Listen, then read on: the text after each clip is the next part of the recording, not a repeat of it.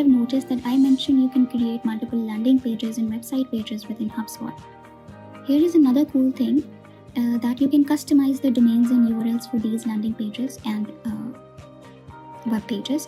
And the best part is that this domain connection does not affect your existing website in any way. Now you can see that we are in the Tools, Website and Domains and URL section.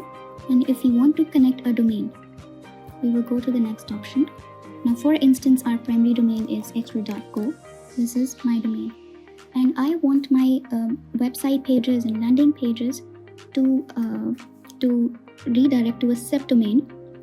Let's say it is marketing.xgrid.co, right? I will hit next. And as I can review this, it would be this.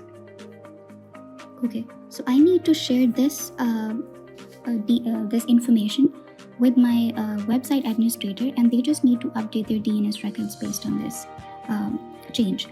What happens as a result of this change is that, and I'm not going to do it because we've already set it up for our system, so I'm just going to give you a quick insight around how it looks like.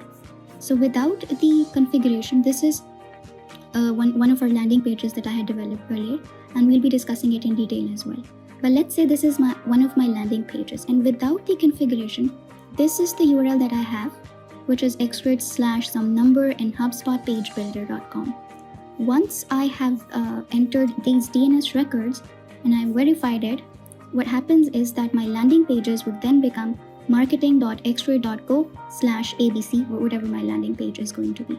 So this helps you customize your URL according to your company branding. So it just looks a bit off if it is HubSpot Page Builder.